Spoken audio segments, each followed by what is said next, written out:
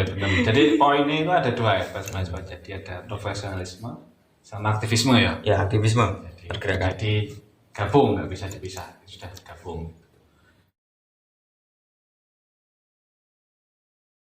Assalamualaikum warahmatullahi wabarakatuh. Salam pers mahasiswa. Oke. Jadi pagi ini kita mau ngapain nih, Mas? Lah, ini aku bingung Mas. Sampai jari ini aku juga ngerti ini maksudnya apa ini. Jadi ini Oh, iya Mas. ini adalah podcast atau kalau podcast sih kurang soalnya kan nggak ada gitu. Mic gitu. Oh, alah. Iya. Oh, deh. Ini kita ngobrol-ngobrol. Maris. Mungkin nanti ada kedepannya ada 3-4 kali obrolan. Nah, yang pertama ini kira-kira kita mau ngobrolin apa ini? Nah, ngobrolin apa kemarin itu kita bingung Mas. Bingung terjadi. Soalnya kan isunya wakeh tuh saya ya. Isunya wakeh. Cuma kita kembali ke akar rumput. Akar rumput. Berarti Akar rumput, kita ya. mau nandur ya, Mas? Oh, nandur. Enggak. Isu nandur. Nanti kayak menarik untuk membahas tentang terkait kita sebagai pers mahasiswa. Iya. Tapi mungkin pers mahasiswa itu apa toh, Mas? Saya Nah. belum tahu soalnya, walaupun saya mungkin udah pakai ini ya, dedikasi ya. Ngededikasi tapi mungkin belum tahu lah apa itu pers mahasiswa. Sih toh Mas iki dia perlu Kenalan. harus kenal bro ya kalau dia kan. Gak ngerti kan. Mungkin sebenarnya aku sih oke sing kenal aku sih Mas mungkin. Tapi ya apa pula kenalan mana ya dua kali. Iya no. Mungkin coba samain dulu lah. kenalan. Oke. Ya, kenalkan teman-teman semua, nama saya Muhammad Rizbatullah. Saya dipanggil Firnas. Saya didedikasi sebagai apa Mas? Sebagai PIMRED, pemimpin redaksi. Ya, itu dia. Kalau saya sendiri namanya Ahmad Syafi'i, didedikasi sebagai pemimpin umum atau istilahnya ya ketua lah, sok ngetuai sih sebenarnya. Dipaksa sama teman-teman jadi ketua. Kayak dari aneh soalnya. Kayak tapi ya jangan sampai kayak presiden ya Mas, Iya. 2-3 periode. Iya, tetap. Tapi balik lagi ya ke topik langsung aja ya. Tadi kan terkait pers mahasiswa sampai tanya ke aku tuh. Ya, apa tuh Mas pers mahasiswa ini? Mungkin banyak teman-teman yang belum tahu lah apa itu pers mahasiswa, atau mungkin malah ngiranya wah, dedikasi itu cuma media bal-bal dok di kampus, cuma jadi UKM-UKM-an. Ya kira menurutku ya Mas. Iya. Menurutku pers mahasiswa itu adalah yang namanya pers itu mengabarkan. Jadi kita sebagai media yang memberikan informasi, yang mengabarkan suatu informasi kepada ya yang jadi apa yang menerima informasi dari kita, entah itu mahasiswa atau siapapun itu. Terus sampai itu ya Mas. Kalau menurut saya pers mahasiswa ya di samping mengabarkan kita juga menjadi sebuah pergerakan. Jadi Betul. karena itu kan namanya kita pers mahasiswa. Selain menulis tentang berita, mengabarkan apa-apa yang ada di kampus, misalkan tentang kegiatan-kegiatan, kita juga pergerakan Mas. Jadi nggak cuma mengabarkan dok, menulis dok, kita juga membuat pergerakan. Misalkan ada isu di negara lah, misalkan ada isu apa, Dhuwur Mas. ya kedurin ya Mas. Jadi di kampus ya berarti. Misalkan di kampus ada isu tentang pelecehan seksual, ya, kita juga membuat tulisan untuk menggerakkan itu tadi. Karena Betul. pers mahasiswa tidak hanya cuma sebatas profesionalisme atau organisasi UKM lah. Karena kita juga bergerakan. Kalau saya itu sih Mas, walaupun sedikit daki-daki mana ya. Iya, benar. Jadi poinnya itu ada dua ya pers mahasiswa. Jadi ada profesionalisme sama aktivisme ya. Ya, aktivisme, Jadi, pergerakan. jadi gabung, nggak bisa dipisah, sudah gabung. Kalau terkait apa tulis menulis media kita banyak, ya. Medianya banyak, tidak hanya menulis. Sekarang juga kita merambah di digital ya harus yo. Ya digital di website sama di Instagram. Ya kita harus beralih ke website kebanyakan karena untuk media cetak wis iya Mas. Kalau Kasar ya. menurut saya sebenarnya sudah basi sih. Terus siapa juga yang mau membaca. Tapi yang jelas itu biayanya mahal. Biayanya mahal betul sekali. Kalau website itu lebih murah dan apa mudah dibaca, mudah dijangkau.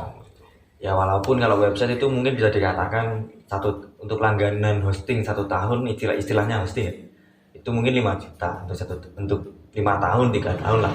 Tapi kalau kita membuat majalah yang cetak Mas, itu 3 juta itu nggak bisa untuk buat 10 majalah mungkin malah. Ya, Cuma 20 majalah lebih mahal, berbeda dengan website. Nah, Mas, kalau gini perbedaan pers mahasiswa sama humas kampus. Nah itu Itu ya. kan sama-sama media kan? Ya betul. Ini banyak ya dia perdebatan teman-teman. Kadang-kadang kalau kenapa kok dedikasi nggak memberitakan berita-berita yang baik, yang semangat gitu kan, biar motivasi teman-teman gitu kan. Ya karena tugas kita yang beda. Kampus punya humas sendiri yang dibayar oleh kampus. Teman-teman bisa cek websitenya ini yo. Wah, Ya ikut ini mahasiswa kan. ID ada lah. Ya ikut dulu pokoknya. Kalau nggak gitu ya buka aja di Instagram pasti ada Instagramnya yang selalu. Kediri, nanti ada linknya. Tuh, Sebagai mahasiswa yang Kediri ya harus tahu lah. Iya betul, karena pers mahasiswa itu dari awal didirikan dalam artian ya gerakan pers mahasiswa itu sebagai media alternatif ya. Jadi tidak hanya memberitakan yang baik-baik aja, kita lebih beri apa adanya, yang jarang diliput oleh media-media mainstream. Yang kalau di kampus ya ranahnya ya humas kampus itu. Konteksnya gini, jadi dulu kan di pemerintahan Soeharto itu yang diktator itu, iya kan? Diktator nggak sih? Nggak ya? Nggak hilang, aman, nggak hilang. Aman ya. Jadi di zaman itu banyak media-media besar itu yang dibredel. Ya. Jadi otomatis mahasiswa kalau mau tahu sesuatu itu kehilangan media atau corong informasi lah. Akhirnya para mahasiswa ini membuat lembaga sendiri, media sendiri. Akhirnya jadilah ini pers mahasiswa. Puncak-puncaknya itu 98 pers mahasiswa. Setelah itu ya gimana Mas? Nah, setelah itu kita banyak kan gerak pers mahasiswa itu lebih ke internal kampus ya. Tapi begitupun gaungnya juga memang tidak sekarang dulu betul. Jadi kadang kita juga ketika di kampus banyak teman-teman mahasiswa yang kemudian ya memandang sebelah mata itu banyak dan juga malah kadang-kadang takut untuk kita wawancara gitu ya. Itu fenomena yang terjadi sekarang seperti itu Mas. Padahal kan kita kalau wawancara ya nggak apa-apa, misalkan nanti narasumber itu nggak mau disebut namanya itu juga nggak masalah ya. Terus kalau humas kan tadi udah jelas ya Mas, memberitakan berita-berita yang baik di kampus ya. Kalau fungsi dari kita ya apa tuh Mas, pers mahasiswa ini kita punya fungsi apa tuh di kampus ini? Fungsi ini ada Apa malah kita nggak berfungsi malah? kadang-kadang ya bingung fungsi apa enggak ya. Jadi ada 4 ya sebenarnya, 3 sebenarnya. Jadi ada informasi, edukasi, kemudian transformasi dan kontrol sosial. Ini berdasarkan apa Mas? Undang-undang pers ya. Ini fungsi pers ya. Dan juga hampir sama dengan pers mahasiswa juga. Mungkin sama bisa jelasin apa ini menurut sampean. Kalau yang pertama tadi ada fungsi apa Mas? Fungsi edukasi. Fungsi informasi. Fungsi informasi ini ya kita seperti halnya humas kampus, kita menginformasikan kegiatan-kegiatan yang ada di kampus. Misalkan ada wisuda, kita menginformasikan tentang adanya wisuda. Lalu yang akhir-akhir ini terjadi ada pemira, pemilu raya mahasiswa, pestanya demokrasi mahasiswa. Kita menginformasikan tentang adanya itu, kapan dilaksanakan, terus yang maju itu siapa aja dan lain sebagainya. Ini untuk fungsi informasi. Hampir seperti humas kampus. Makanya mungkin kalau kita nanti kalau pers mahasiswa itu condong ke cuma menginformasikan yang paling melekat adalah humas kampus. Tapi kita beda dengan humas kampus ya Mas. Ya betul sekali, soalnya humas kampus itu sudah ada jobnya sendiri dan kita kalau balik informasi itu ya buat apa kan gitu kan. Jadi kita coba cari angle-angle yang beda. Misalkan Mas, kita baleni informasi yang apa ya? Sering ditulis oleh humas kampus. Nah, yang ditulis oleh humas kampus itu apa ya? Kata bocor. Misalkan kemarin saya yang habis buka itu nggak salah berita tentang IAIN Kediri kerjasama dengan salah satu provider WiFi. Oh iya tuh. Ya itu ada tulisannya itu di iya. Ini mungkin kabar gembira ya. Tapi sebelah di Mas WiFi ini. Itu masih kerjasama ya. Tapi nggak tahu. Oke. Aku juga nggak pernah mungkin WiFi juga. Oke.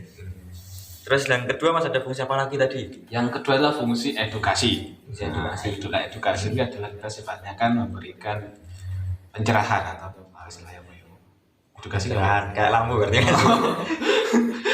Kayak pemuda tersesat tuh ya. Yes, pencerahan.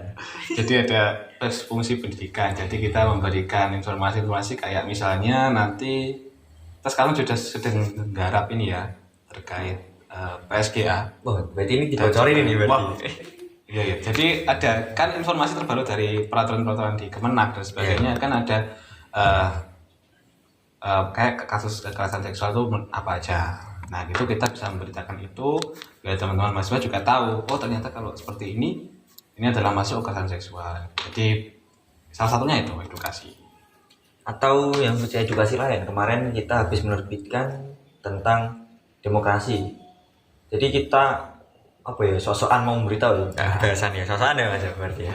Kita memberitahu bahwa sebenarnya demokrasi di UN Kediri itu sudah ideal atau belum. Nah itu termasuk fungsi edukasi, fungsi edukatif lah. Ya.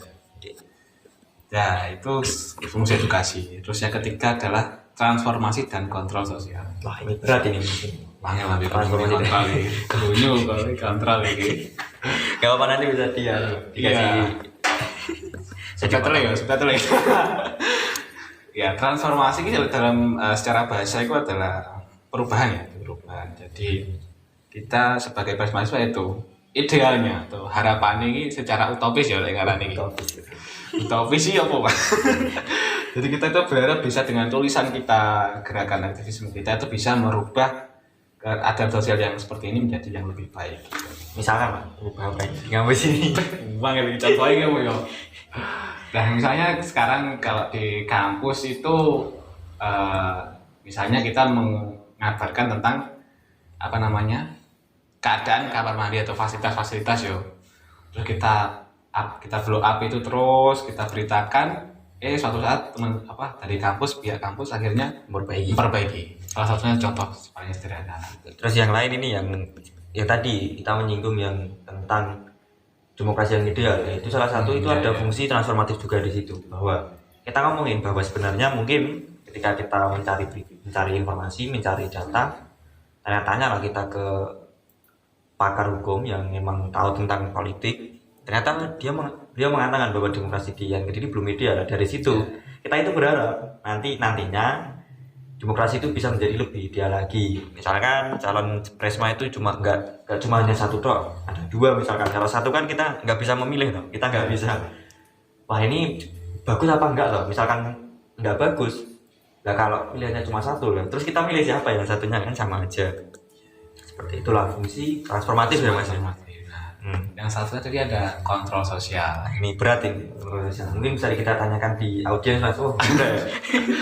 Ada mungkin apa ini? Oh enggak enak, tak kira enak iwak ini. Barang itu. Kayak acara lain ya. Oh iya, iwak iya loh. Acaranya Mojo Agus Suryadi. Ada ikan cupang di belakang ini, bisa tanya lah. Iya, tapi kesuwen ya.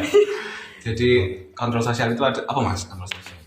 Kontrol sosial kalau konteksnya kita di kampus itu ya kayak demokrasi yang ideal itu kan harusnya ada di IAIN itu yang DEMA itu kalau di negara kita analogikan sebagai dewan eksekutif, yang legislatif itu SEMA. Nah kalau DEMA sama SEMA ini diisi oleh orang-orang yang sama, maksudnya dari satu partai ini kalau di IAIN itu masih menggunakan partai-partaian ya untuk pemilihan. Ini kalau cuma berisi dari satu partai itu nanti kurang baik. Misalkan yang terjadi sekarang ini lah, dalam 2-3 tahun ini itu yang berada di DEMA kita bahasakan itu cuma dari orang-orang yang sama, karena presmanya cuma ketika pemilihan itu cuma satu mau nggak mau, walaupun dia mengatakan kita sudah cari-cari orang-orang dari luar kita lah, tapi tetap mau nggak mau tetap orang-orang yang sama dari mereka. Nah itu kalau di dalam negara itu masih kurang ideal. Nah, fungsi dari kontrol sosial itu tadi kita mengkritik mereka, misalkan mereka itu tidak sesuai jalannya, tidak sesuai tupoksi dan lain sebagainya. Kalau ranah kampus mungkin apa mas? Kalau ranah kampus ini berat lagi. Ini saya apa namanya? Ben gak hilang mending yang wih kok malah ada kancane. Jadi misalnya dari kebijakan kampus misalnya untuk terkait perubahan dari IAIN ke UI gitu ya. Ternyata mungkin ada hal-hal yang kurang pas dari misalnya rektor kebijakannya seperti ini. Nah kita kita kritisi. Misalnya kayak contohnya pemilihan rektor seperti dulu sempat kita bahas, tapi aku lali ke apa gak ya. Belum jadi Yo. Wis udah lanjut masih latih masih latih Pak. Guys, kesuwen arek iki.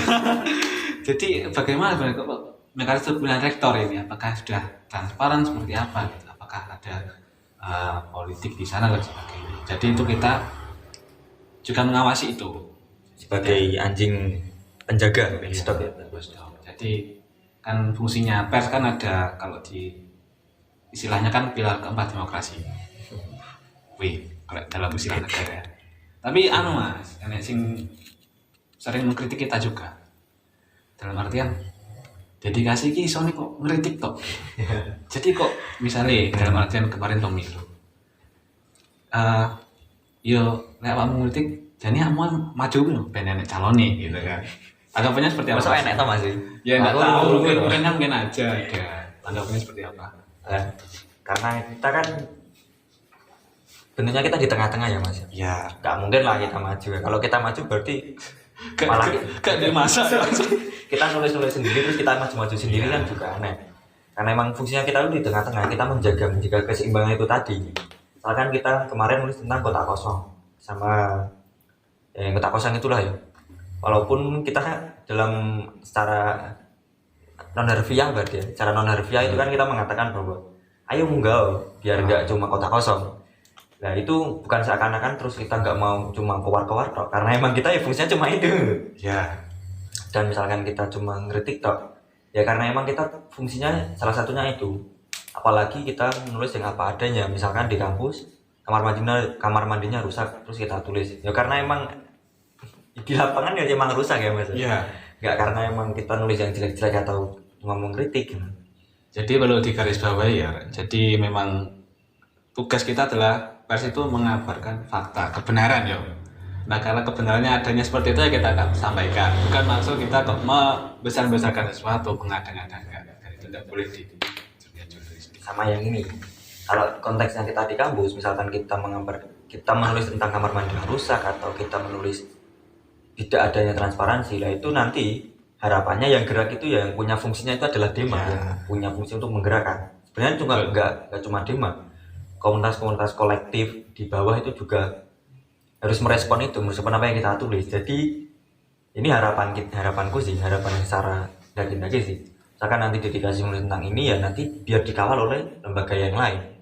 Dedikasi sudah mengabarkan ada faktanya ini, jadi dasar nanti yang lembaga yang lain yang menggerakkan.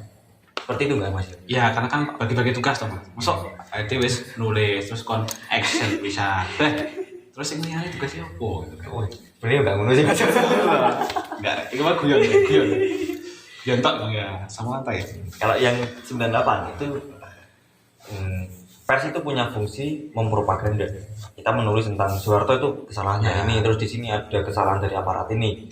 Lalu yang gerakan massa itu yang bergerak. Jadi pers itu punya fungsi cuma menulis, ya nggak cuma sih. Dan ini ya, menggiring opini publik ya. Ya menggiring opini publik. Ini mungkin yang sering disalahpahami sih, tapi ya media salah satunya itu menggiring opini publik. Itu. Ya. Tapi kalau bisa opini yang baik ya Mas. Iya, tapi kalau yo jelek yo jangan dibaik-baikkan Mas. Ini kita sudah lama banget. Sudah lama banget ini aja nih. Tapi komes lah mau. Kesimpulannya apa Mas ini? Akhirnya kita mau ngomongin. Kesimpulannya disimpulkan dhewe ya. Mungkin teman-teman bisa menyimpulkan sendiri, jadi nanti kalau ada yang ditanyakan mungkin bisa ditanyakan di kolom komentar. Ya. Semoga saja nanti ini berlanjut dan bisa kita jawab dari lewat kolom komentar tadi, dan mungkin kita bisa menghadirkan bintang tamu ya Mas ya. Iya siap. Yuk ikan cupang aja. Iya, jadi teman-teman semua jangan takut untuk bersuara jadi mahasiswa. Pasti pengalamannya luar biasa. Ya, seperti ini ya. Kelihatan kayak seperti Munir ini yang berani. Ada di belakangnya sampean nih Tan Malaka. Nah, ini ada Marsina. Kalau ini ada Hilda pun novel itu. Iya, jadi ini kan sponsornya enak kayaknya ya Mas. Disponsori oleh nggak ada sih, nggak ada. Belum ada. Insya Allah besok ada ya besok. Karena podcast kita ngobrol-ngobrol kita itu dilihat oleh 10 juta orang ya Mas, kabarnya ya. Dari seluruh dunia ini melihat kita. Ya kok ibarat.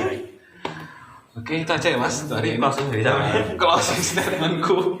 Gak enak dah tadi yang kita cari ya. Semoga obrolan kita bermanfaat ya, meskipun kalau itu gak jelas. Semoga teman-teman bisa ngambil apa yang bermanfaat dan yang gak bermanfaat ya, dibuang aja. Oke, sekian dari kami. Assalamualaikum warahmatullahi wabarakatuh. Salam pers mahasiswa. Salam.